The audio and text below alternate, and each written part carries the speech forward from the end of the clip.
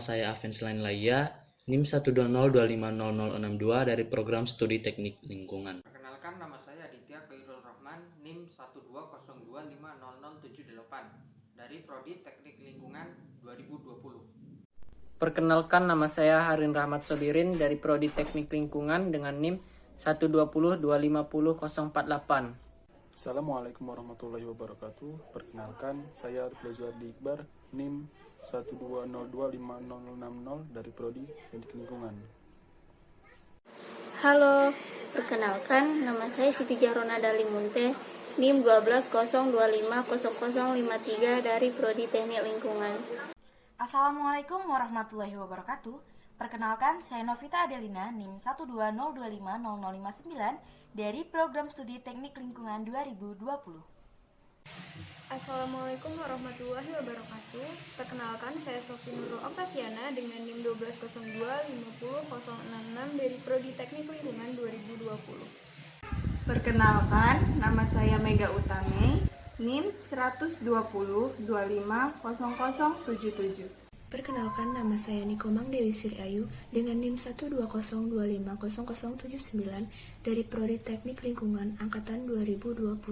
Perkenalkan, nama saya Eugenia Brigita Brutalidan dengan NIM 120250070 dari Prodi Teknik Lingkungan. Hai, nama saya Aisyah Salsabila dengan NIM 120250052 dari Prodi Teknik Lingkungan ITERA.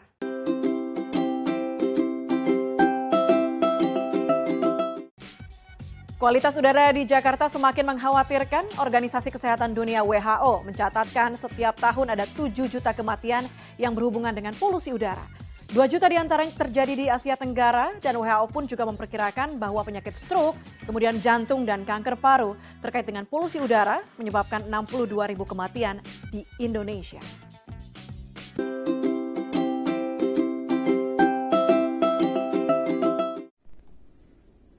Pencemaran lingkungan adalah masuk atau dimasukkannya makhluk hidup, zat energi atau komponen lain ke dalam lingkungan atau berubahnya tatanan lingkungan akibat kegiatan manusia atau proses alam.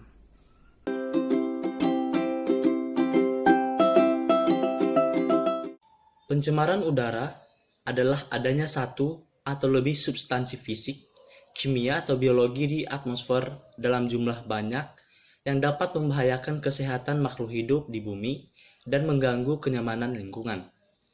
Menurut Ensiklopedia Britannica, pencemaran udara adalah pelepasan berbagai gas benda padat yang terbelah halus atau aerosol cair ke atmosfer yang tersebar dengan laju melebihi kapasitas alami lingkungan untuk membuang atau menyerapnya. Menurut National Geographic, polusi udara adalah campuran partikel dan gas yang dapat mencapai konsentrasi berbahaya baik di luar maupun di dalam ruangan. Pencemaran udara disebabkan dari berbagai sumber, yakni sumber biologi maupun sumber non-biologis.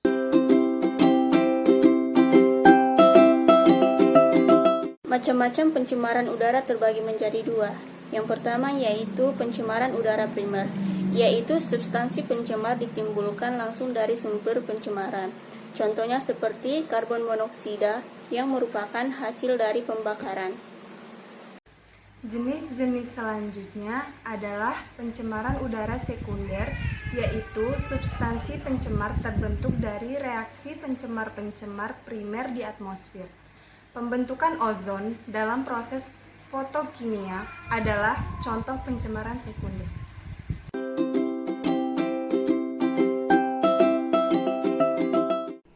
Dari yang dilansir dari lingkunganhidup.co, penyebab pencemaran udara di Indonesia sekitar lebih dari 70% merupakan hasil dari emisi kendaraan bermotor.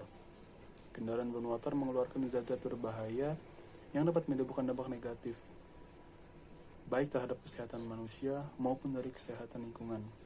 Zat berbahaya tersebut seperti timbal, suspen partikulat matter, oksida nitrogen, hidrokarbon, karbon monoksida, dan oksida fotokimia. Kendaraan bermotor menyumbang hampir 100% timbal, 13-44% suspen partikulat matter, 71-89% hidrokarbon, 34-73% oksida nitrogen, dan hampir seluruh karbon monoksida dihempaskan ke udara. Sumber utama debu berasal dari pembakaran sampah rumah tangga, mencakup lebih dari 40% dari sumber debu di kota-kota besar. Contohnya seperti ibu kota Jakarta. Sektor industri juga merupakan sumber utama dari sulfur dioksida di tempat-tempat padat seperti kota besar ibu kota Jakarta. Konsentrasi timbal bisa 100 kali dari ambang batas kesehatan. Tingkat pencemaran udara di dunia sangat mengkhawatirkan. Sedangkan menurut Organisasi Kesehatan Dunia sendiri atau WHO, sekitar 98% kota berpenduduk di atas 100.000 orang yang ada di negara dengan penghasilan rendah dan menengah tidak memenuhi kualitas udara WHO. Manusia menjadi penyebab utama dari adanya pencemaran udara. Pun manusia pula yang merasakan dampak terburuknya. Pencemaran udara merupakan kerusakan lingkungan yang disebabkan karena adanya penurunan kualitas udara. Penurunan kualitas udara ini disebabkan karena adanya polutan atau zat-zat berbahaya yang masuk ke dalam udara atau atmosfer bumi. Ada dua faktor yang menjadi penyebab polutan masuk ke dalam atmosfer bumi. Yang pertama adalah faktor alam dan yang kedua adalah faktor manusia. Ada banyak sekali penyebab pencemaran udara terjadi, bahkan tak terhitung jumlahnya. Seperti asap kendaraan bermotor, limbah pertanian, kegiatan pertambangan, abu polutan letusan Gunung Merapi, kebakaran hutan, dan lain sebagainya.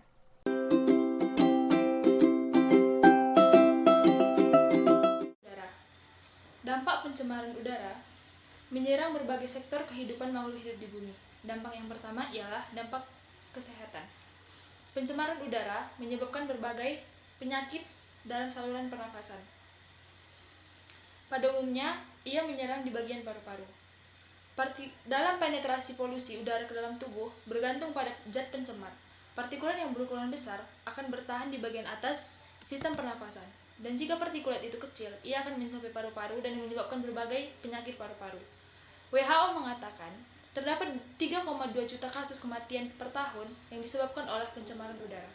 Yang kedua ialah dampak ekonomi. Hasil kajian Bank Dunia menemukan bahwa dampak ekonomi akibat pencemaran udara di Indonesia mencapai 1,8 triliun rupiah dan mencapai 4,3 triliun rupiah pada 2015. Yang ketiga ialah dampak sosial. Akibat pencemaran udara, orang-orang tidak dapat menikmati udara sehat.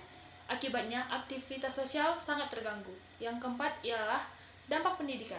Dampak pencemaran udara dapat memengaruhi kesehatan siswa dan menghambat mereka dalam proses pembelajaran. Dampak pencemaran udara selanjutnya yaitu ada pada bidang pertanian. Pencemaran udara menghambat tumbuhan dalam berfotosintesis yang menyebabkan berkurangnya lahan hijau dan menyebabkan banyak tanaman rawan akan penyakit. Selanjutnya, terjadinya hujan asam. Polusi udara akibat SO2 dan NO2 yang bereaksi dengan air hujan akan membentuk asam dan menurunkan pH air hujan. Dampak dari hujan asam ini mempengaruhi kualitas air permukaan. Kemudian, rusaknya lapisan ozon. Lapisan ozon di stratosfer merupakan pelindung alami bumi.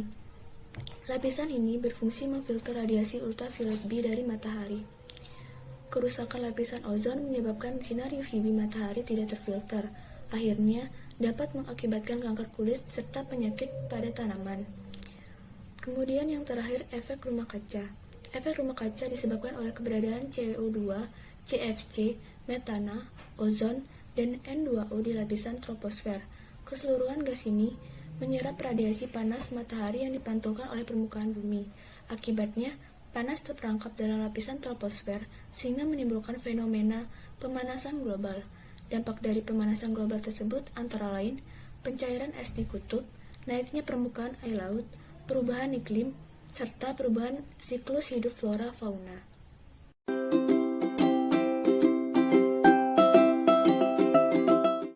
Cara mengatasi pencemaran udara, yang pertama itu dengan cara berkebun, yang kedua dengan mengurangi penggunaan kendaraan bermotor, yang ketiga hemat energi, yang keempat membeli barang daur ulang, dan yang kelima ada menanam pohon, lalu makan produk organik, dan yang terakhir adalah meningkatkan kesadaran diri sendiri. Penanggulangan pencemaran udara. Yang pertama, gunakan modal angkutan umum. Yang kedua, hemat energi seperti mematikan lampu, kipas angin yang sudah tidak terpakai. Yang ketiga, pahami dan praktekkan konsep reduce, reuse, dan recycle. Yang keempat, gunakan sumber energi terbarukan dan ramah lingkungan. Yang kelima, gunakan perangkat teknologi atau listrik hemat energi.